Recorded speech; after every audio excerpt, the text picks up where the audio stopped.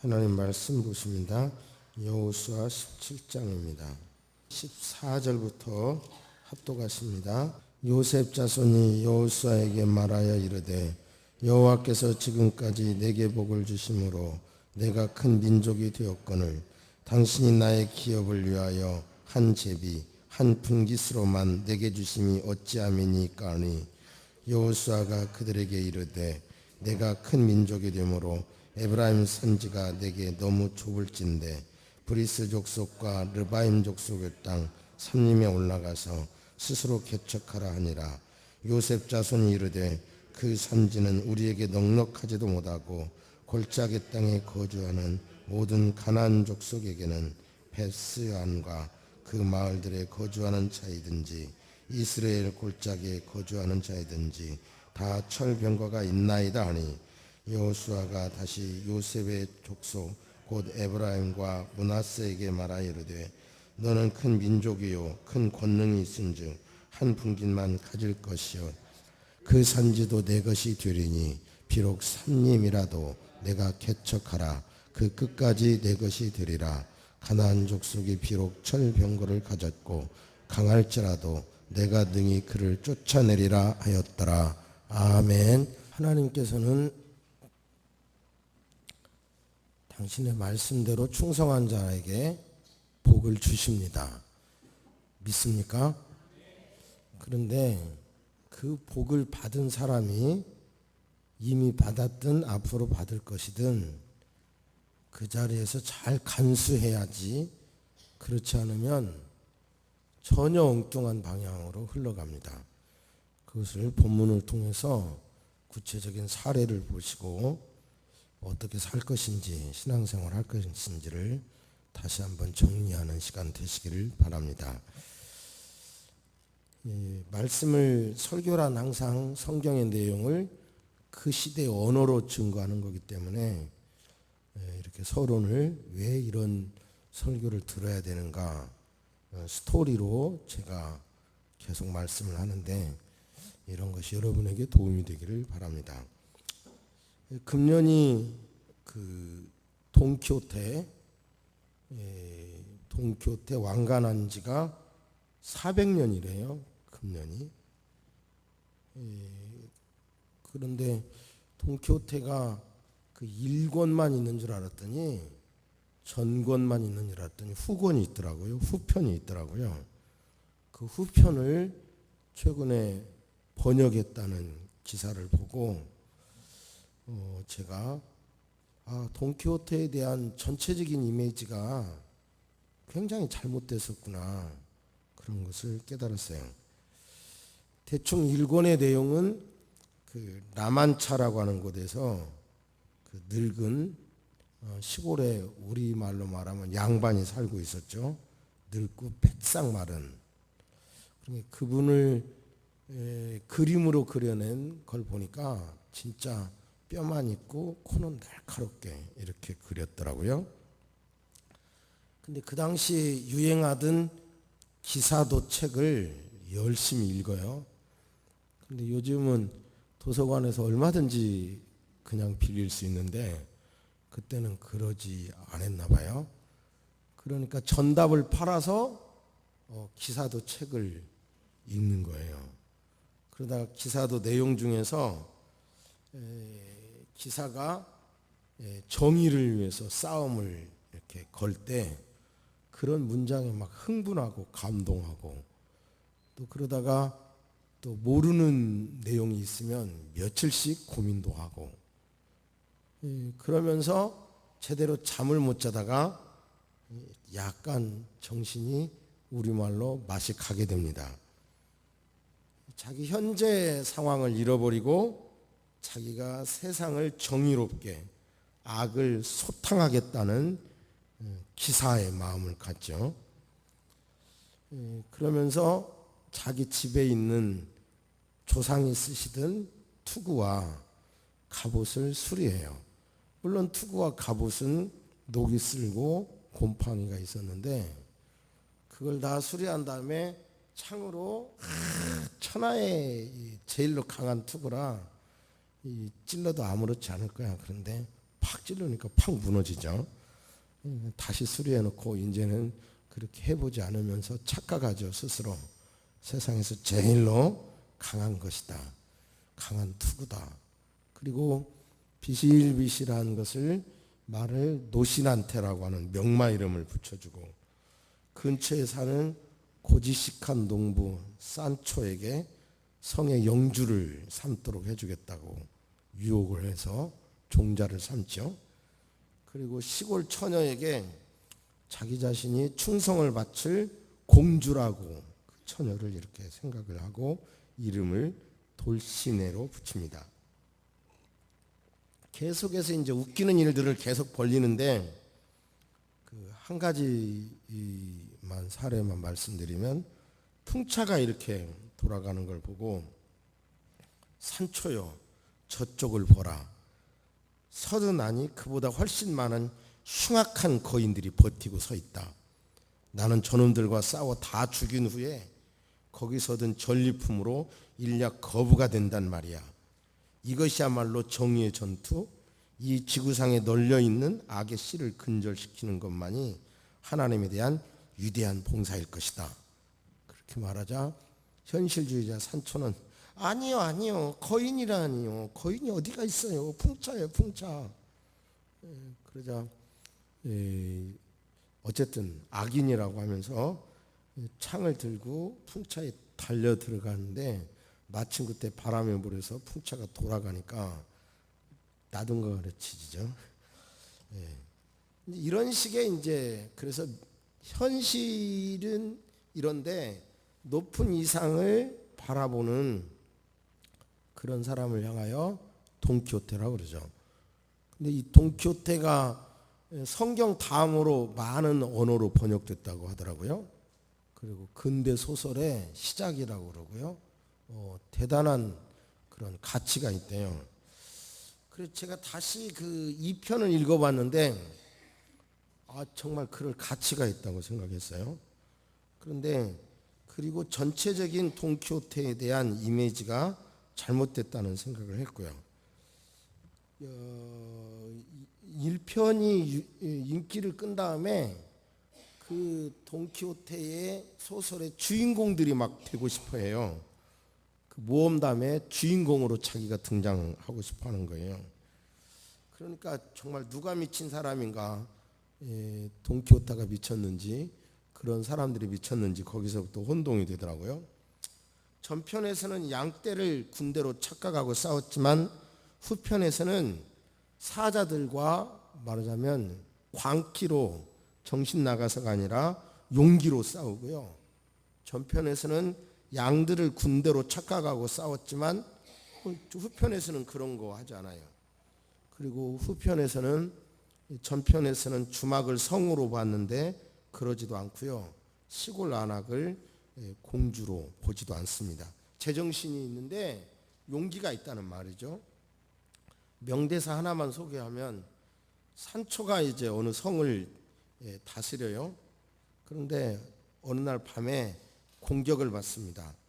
그런데 그 공격으로 인해서 참 문장이 참 정말 이렇게 아름다울 수가 없다. 번역서래지만 그런 생각을 했는데요. 급한 대로 2개의 방패로 자기 자신의 몸을 앞뒤로 두른 채 전쟁터에 떠밀리듯이 나선 그는 자신의 껍질에 덮인 채 그 안에 갇힌 큰 거북이 아니면 모서리가 좁은 2개의 장방형 나무 상자에 낀 절인 돼지고기 반쪽 아니면 모래에 걸려 넘어진 배 같은 바로 그런 꼴로 쓰러져 이리저리 마구 짓밟히며 엉망진창이 되고 혼쭐이 난 산초는 공포와 놀라움과 두려움으로 인해 그만 기절해버리고 말았는데 깨고 나니까 전쟁이 이미 끝났다는 거예요.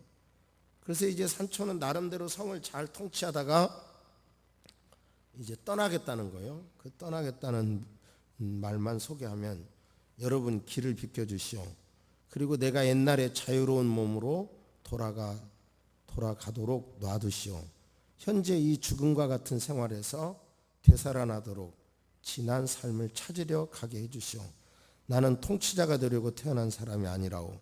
도시나 섬을 공격하고자 하는 적으로부터 그것들을 방어하려고 태어난 사람도 아니라고. 나는 법을 만들고 땅이나 왕국을 지키는 일보다 밭을 일구고 땅을 파고 포도나무를 베고 가지를 치는 일에 대해 훨씬 더 잘 알고 있는 사람이라고. 마치 성 베드로가 로마에 있을 때 제일 편안하다고 말한 것처럼. 그러면서 떠나요. 제가 이 돈키호테 얘기를 이 본문 앞에 소개하는 이유는 스페인이 거대한 제국이었잖아요. 그런데 영국의 함대에게 패배합니다. 스페인 함대가. 그때부터 스페인은 몰락을 하게 되는데 여전히 아직도 여러 피지배국으로부터 세금이 조공이 들어오니까 지배자들은 여전히 위기를 깨닫지 못하고 허랑방탕 흥망진창 살아가고 있는 거예요. 그들에게 지금 뭔가 강력한 메시지를 주었다는 것이 돈키호테고요. 저는 이 본문 안에서 우리가 이 세상에 거대한 흐름이 있는데 이 흐름에 맞서서 신앙인으로 산다는 것은 어찌 보면 제정신으로는 불가능하겠다 싶어요. 불가능하겠다 싶어. 얼마나 어려운가. 예를 들어서 일주일 내내 직장 다니다 뭐 이제 경험해봐야 하는데 요즘 유아들을 데리고 교회에 오려면 새벽 한 6시 정도 그때부터 움직여야 11시 예배가 올 거래요. 그렇대요. 그럼 얼마나 힘들어요. 그러니까 어떻게 보면 우리가 이 세상에서 세상의 풍조 속에 그리스도인으로 살아가는 것은 어찌 보면 일편 돈키호테처럼 정신이 약간 나가야 이게 가능한 일 같아. 그런데 손해보는 일도 너무 많고요. 그죠? 그런데 다행히 이편 돈키호테에서는 제정신을 갖고 이제 진행되더라고요. 그러니까 오히려 제정신을 갖고도 신앙으로 사는 게 옳다라고 하는 것을 본문을 통해서 여러분이 하나님의 음성으로 듣게 되기를 주의 이름으로 축복합니다. 잠시 그 유명한 본문 이제 갈렙 자손을 땅을 분배하고 요셉 자손의 땅을 분배하는 내용을 우리가 본문으로 삼았는데 이 본문에서 어떤 음성을 들으실 것인지 한번 생각해 보시기 바랍니다.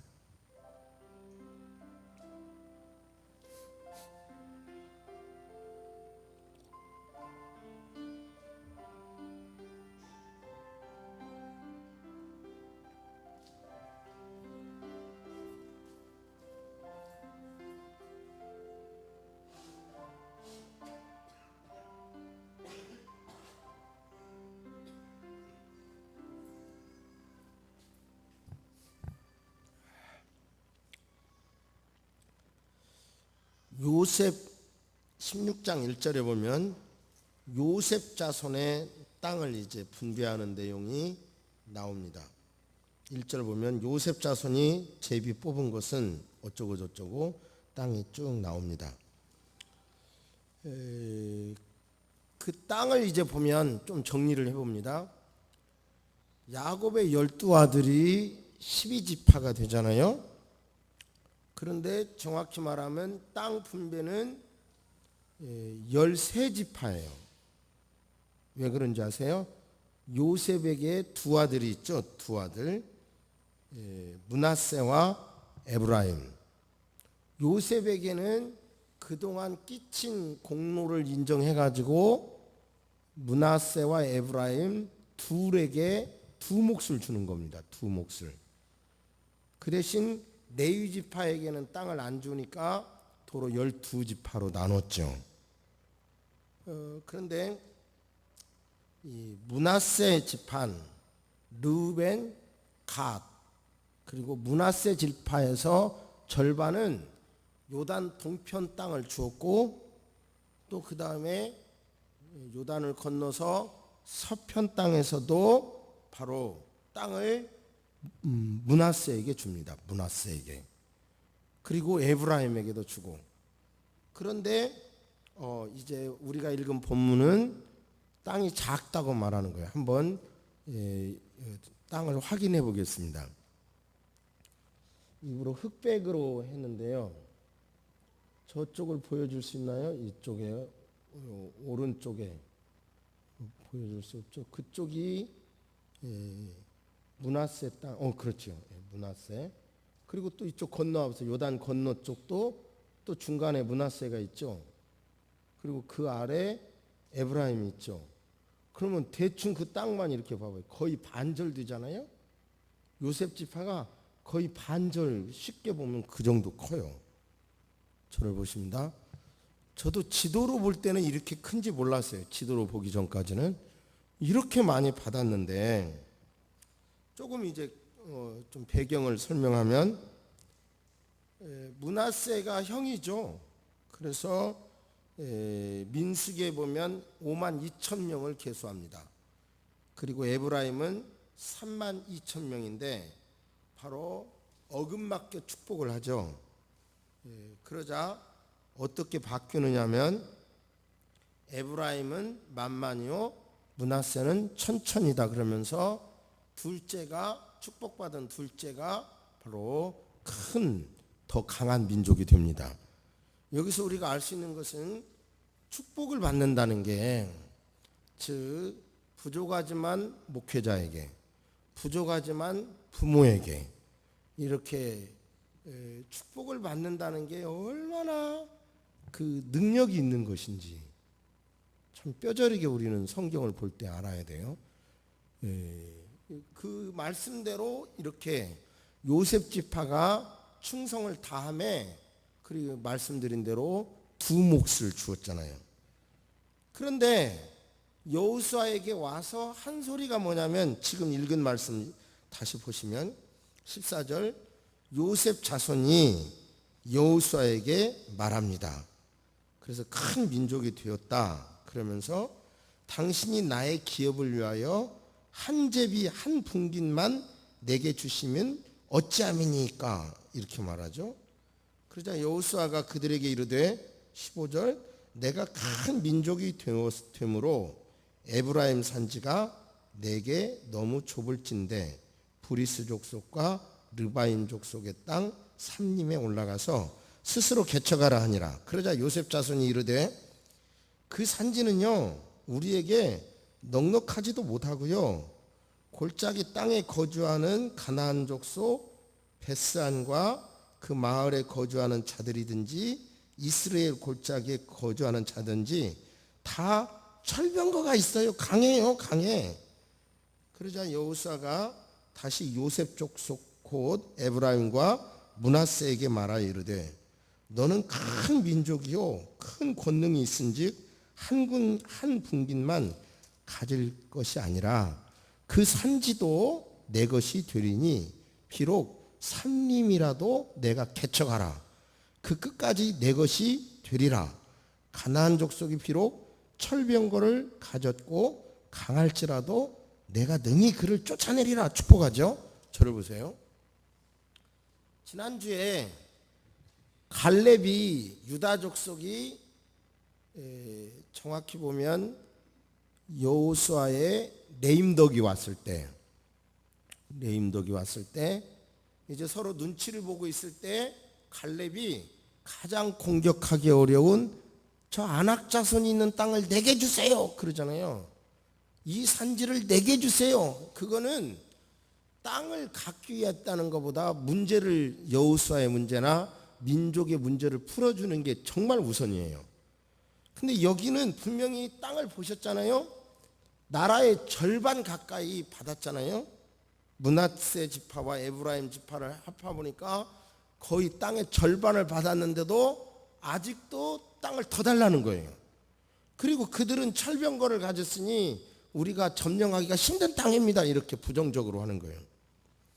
여기서 제가 설교자에 따라서 동일한 사건을 놓고 판사에 따라서 원고가 승, 또는 피고가 승 이렇게 할 수 있듯이 성경 본문을 놓고 목사의 자의적으로 막 해석하고 싶지 않아서 많이 고민을 했어요. 그런데 이제 이게 하나님의 뜻이라고 확신해서 설교를 하게 되는데요. 요셉이 충성한 건 사실이야. 그리고 그것으로 인해서 야곱이 축복한 것도 사실이고, 그래서 두 몫을 받은 것도 사실이고, 여호수아도 그 약속대로 두 몫을 준 것도 사실이야. 그런데 현재 우리가 지도를 봤듯이 이렇게 많이 받았는데도 감사하지 않잖아요. 그리고 오히려 정복하기가 어렵다고만 말해. 갈렙 자손은 오히려 더 강한 자손 안악조선이 있는데도 내 해보겠다고 그러는데 그러잖아요. 그런데 이런 성향이 결국은 어떻게 자라느냐면, 결국은 솔로몬 이후에 르호보암과 여로보암으로 나라가 갈라질 때, 지난주에 말씀드린 갈렙의 후손들이 남조 유다 사람들이 신앙의 정통성을 지키는 남도 유다가 됩니다. 그리고 북조 이스라엘의 대표적인 선동해가지고 열지파를 선동해가지고 하나님을 대적하는 대표적인 북조 이스라엘을 세운 대표적인 족속이, 주동한 족속이 에브라임 지파입니다. 요셉의 후손입니다. 그렇다면 여기서 명확하게 하나님으로부터 들을 수 있는 음성은 뭐냐면, 바로 현실에 만족하지 않고 이렇게 불만하는 사람들은 어디로 튈지 모른대. 그 인간적인 마음은 어디로 튈지 모른대. 하나님을 거부하는 데까지 튈 수도 있다. 그런 말씀입니다. 15장 63절에 보면 유다 자손도 바로 여부스 족속을 쫓아내지 않았다는 말씀이 있고요. 16장 10절에 보면 그들이 게셀에 거주하는 가나안 족속을 쫓아내지 아니하였으므로 가나안 족속이 오늘까지 에브라임 가운데 거주하며 노역하는 종이 되니라. 이 말씀은 무슨 말이냐면요, 에브라임 족속은 원주민은 안 죽이고 그들을 종으로 삼아서 노동력을 착취하기 시작해요. 그리고 돈에 대해서 굉장히 밝다고 생각할 수밖에 없어요. 그러니까 결국은 그들은 그것으로 인해서 그리고 또 여성들도 따로 땅을 요구해요. 이 사람들은 이 배분에서 유일하게 땅을 따로 요구해요. 굉장히 돈에 박다는 것을 알 수 있어요. 그 결과 어디로 튀냐면 이 사람들은 바로 북조 이스라엘, 하나님을 거역하는 나라를 세우게 되는 겁니다. 자, 여기서 잠깐 머리를요, 신약에서 누가복음 5장에 예수님께서 게네사렛 호숫가에 서서 호숫가에 배 두 척이 있는 것을 보시고 어부들에게 배를 빌려달라고 합니다. 어부들은 그때 이제 고기를 못 잡고 그물을 씻고 있었어요. 예수님이 그 배에 오르셔서 시몬의 배인데, 바로 아마 이런 지형 같아요. 그래서 물에 서서 이렇게 설교를 하셨는데, 그렇게 하고 나서 배를 조금 띄어서 설교를 하고 나서 말씀을 다 가르치고 나서 시몬에게 이르되 깊은 데로 가서 그물을 내려 고기를 잡으라 그러죠. 그러자 베드로가, 선생님 밤새도록 우리가 수고했거든요. 그런데 못 잡았어요. 그렇지만 말씀에 의지해서 그물을 내리리다 하고 그물을 내리니까 너무 많이 잡힌 거 알죠? 그물이 막 찢어지려고 하니까 옆에 있는 배까지 불러서 두 배를 가득 채웁니다. 여기서 중요한 거예요. 가득 채우고 나서 베드로가 하는 소리가 주여 나를 떠나소서 이럽니다. 나를 떠나소서 나는 죄인입니다. 그래요. 그러자 그거에서 그 사건을 통해서 고기를 많이 잡아가지고요, 그걸로 새로운 배를 샀다든지 뭐 무슨 논을 샀다든지 그런 게 아니고 더 위대한 가치를 발견한 거예요, 베드로는. 그래서 예수님의 제자가 되는 겁니다. 므낫세와 에브라임 지파 사람들이 그렇게 땅을 많이 차지받은 것을 보고 조상의 은혜라고 감사해서 더 높은 가치를 발견했더라면 귀하게 쓰임 받았을 것이고 나라가 잘라지지도 않았을 거라고 생각합니다. 그런데 더 높은 차원의 귀한 가치를 발견하지 못하고 그들의 생각이 인간적인 생각에 머물름에 결국은 북쪽 이스라엘의 주역이 되어버리고 마는 겁니다. 저와 여러분도 하나님의 은혜로 나름대로 고만고만 어떤 복을 받았습니다. 할렐루야. 그런데 그 받은 것에 과거는 이미 지나갔고요, 미래는 아직 오지 않았어요. 지금 이 자리, 이 현재 이 자리에서 내가 받은 것이 남하고 비교할 때 작더라도 여러분 감사하고 하나님 은혜 감사하고 하나님께 영광 돌리면 또 다른 영적인 가치를 발견해요. 그런데 그것을 인간의 눈으로 다른 사람과 비교하면서 작다고 원망하고 불평하기 시작하면 여러분 그 사람의 중심 속에 하나님 중심이 아니라 뭐가 되냐면 인성 중심이 되고 욕심이 충만해져서 결국은 악한 영에게 사로잡히고 마는 거예요. 그래서 이상하게 쓰임받는 것입니다. 여러분 모두 다 이런 이상하게 쓰임받지 말기를 주의 이름으로 축복합니다. 그러기 위해서 받은 것에 감사하시기를 주의 이름으로 축복합니다. 그러니까 현재 받은 것에 대해서 감사하느냐 원망하느냐, 내가 받은 것을 이성의 눈으로 다른 사람과 비교하면서 원망한다면 그 속에는 여러분 고귀한 가치를 발견할 여지가 없어요. 작더라도 소박하더라도 그 속에서 진정한 여러분 하나님의 은혜, 내게 주신 축복, 그것을 받아 누리시기를 주의 이름으로 축복합니다. 할렐루야. 이 말씀을 제가 현대 언어로 놀라운, 정말 왜 동물은 문화가 없고 인간은 문화가 있는지 이 엄청난 실험을 비디오를 보이면서 우리가 어떻게 살아갈 것인지 다시 한번 묵상하도록 하겠습니다. 보여주세요.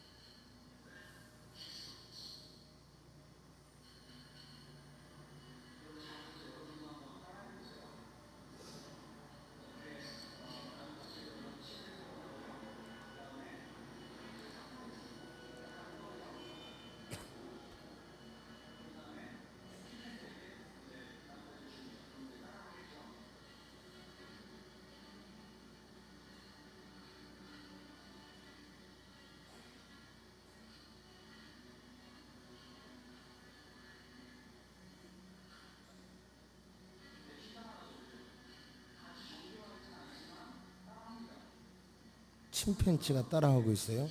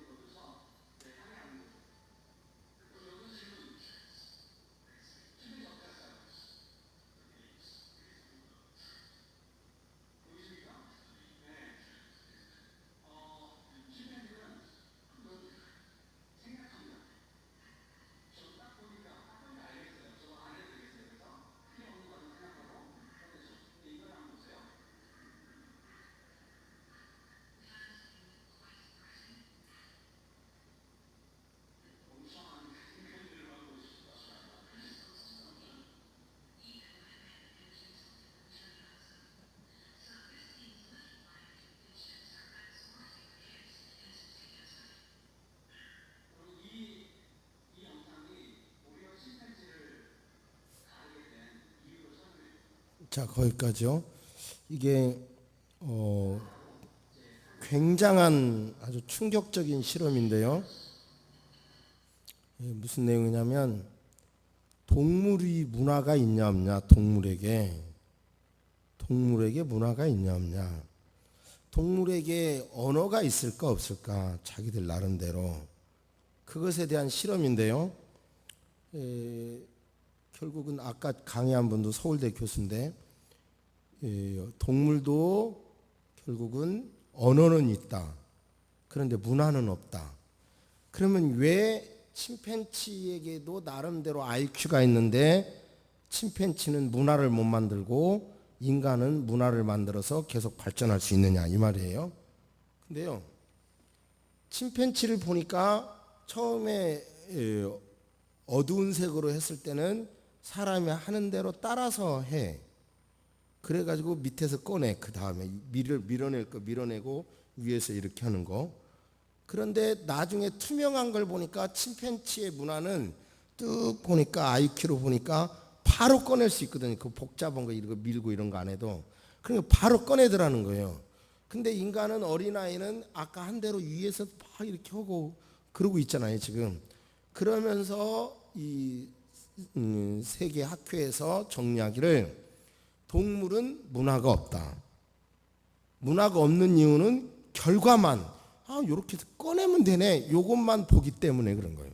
근데 인간은 뭐냐면 그 과정을 통해 가지고, 과정을 통해서 잘못된 것을 다시 끼우뚱하면서 고치고 개발하면서 발전해 왔다는 거예요. 저를 보세요. 그냥 흔히 하는 말로 한국에서 파송된 선교사는 당대 사역의 효과가 이만큼 난대요. 근데 미국에서 외국에서 온 선교사들은 효과가 요만큼밖에 없대요. 그런데 한국은 그 2대 3대를 해도 효과가 맨날 이만큼이래요. 근데 외국 선교사들은 전임자의 깃틀 후에 다시 또 하고 깃틀 후에 다시 하니까 발전한다는 거예요. 똑같은 거예요. 그럼 우리가 예수님 믿고 세상 복을 받아야 되겠다, 이 결론만 가지면 결국은 침팬지과예요. 그 과정에서 참 요셉의 후손은 이런 때 복을 주셨고, 여기서 곁길이 조금 나가니까 이런 큰 결과가 나버렸구나. 그러니까 내 삶에 있어서 내가 그리스도인으로서 지금 주어진 이 상황에서 만족해야 되겠구나. 그런 신앙을 가지시기를 주의 이름으로 축복합니다. 한 가지 이야기만 더 드리겠는데요. 여러분, 우루과이 하면 떠오르는 게 뭡니까?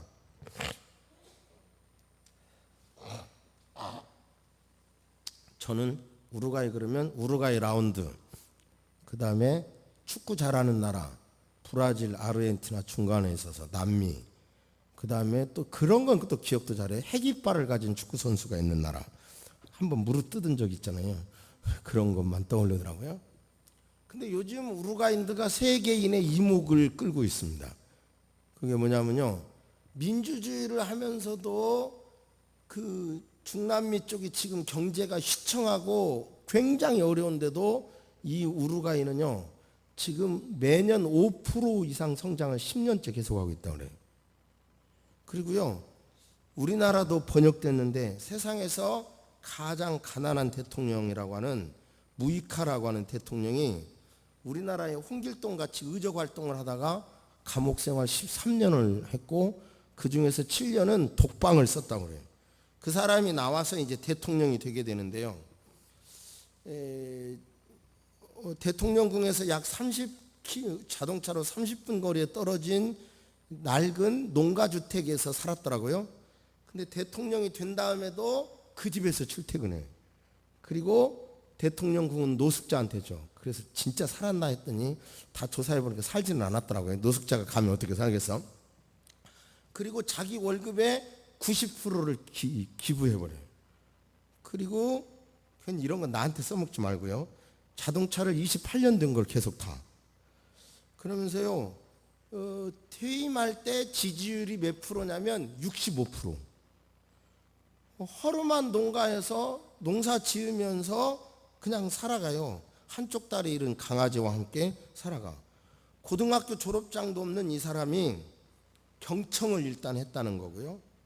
그리고 또 캐톨릭 국가이기 때문에 낙태금지 법안을 통과하기가 어려운데, 산모와 아이가 죽게 되면 그런 상황에서는 낙태를 해야 된다, 이런 법안을 아주 강력하게 해가지고 통과하기도 하고요. 또 음성적으로 이루어지고 있는 마약 거래 같은 경우요, 그런 거 차라리 국가에서 재배해서, 또 마약도 필요한 부분이 있잖아요, 재배해서 관리해야 된다, 이런 거 좀 아까 기도하셨는데 동성연애 합법화한 것 말고는 진짜 이 정책도 대단히 성공적으로 했더라고요. 그 사람이 한 말이 이제 현대인은 심금을 울리는 건데, 유엔에서도 한 말인데요. 나는 가난하지만 마음은 절대 가난하지 않습니다. 삶에는 가격이 없어요. 나에게 가난한 자란 너무 많은 것을 원하는 사람이다. 너무 많은 것을 원하는 사람은 도무지 만족할 수 없기 때문이다. 부자야말로 가난한 사람들이죠. 왜냐하면 그들의 욕심은 끝이 없기 때문입니다. 가난한 사람에게는 필요한 것이 동정이 아니라 기회입니다. 인생에 있어서 가장 중요한 것은 물질이 아니라 삶을 누릴 수 있는 시간입니다. 그러면서요, 미국을 향해서 지금 미국인처럼 소비하다가는 지구 같은 행성이 3개가 더 있어도 물자가 부족합니다. 우리는 소비를 좀 더 줄여야 합니다. 줄여야 합니다. 나는 가난의 옹호자로 비춰지고 싶지 않습니다. 다만 낭비와 불필요한 지출과 에너지 고갈과 무엇이든지 탕진하며 사는 삶을 견딜 수 없기 때문입니다. 인생은 짧고 유엔에서 생명보다 더 귀중한 것은 존재하지 않습니다. 그 사람의 어록이 인터넷 쳐보세요. 막 심금을 울리는 어록들이 많아요. 자, 정리합니다. 저와 여러분들은 이제 우리가 성찬식을 하게 되는데, 우리 안에 성부, 성자, 성령님이 계십니다. 할렐루야. 혼자 사는 것이 아니라 동행하는 것입니다. 예수 그리스도와 동행하는 것입니다. 그러므로 우리의 마음속에 주님의 말씀대로 살아서 받은 복은 그것으로 감사하십시다. 원망하지 맙시다. 그저 이것으로 감사하고, 미래를 향하여 노력할 것은 노력하더라도 이 대통령처럼, 무이카처럼 정말 이런 자세로 살면 우리가 절대로 부족하지 않죠. 여러분 집에 냉장고 열어보세요. 아마 1년은 먹을 게 있을 거예요, 대부분. 그죠? 그건 좀 지나치나? 그러니까 먹지도 않으려면서 그렇게 싸놓고 계시잖아요. 그러니까 아무튼 작은 것에, 사소한 것에 감사하며 행복하며 사는 그리스도인 되시기를 주의 이름으로 축복합니다. 복받은 사람이 에브라임 족속이 곁길로 간 것처럼 그렇게 가지 않게 되기를 주의 이름으로 축복합니다. 아멘, 아멘. 지금은 우리 주 예수 그리스도의 은혜와 우리 하나님의 놀라우신 사랑과 성령님의 감화 감동 교통하심이, 이 땅이 아무리 우리를 유혹해도 예수님과 동행하며 주님이 가르쳐 주신 삶의 방법으로 축복을 받았으면 받은 것으로 감사하고, 아직 이루어지지 않았으면 그럴지라도 그 상황에서 감사할지언정 원망하지 않겠다고 다짐하는 모든 성도들에게 이제로부터 영원토록 함께 있을지어다. 아멘.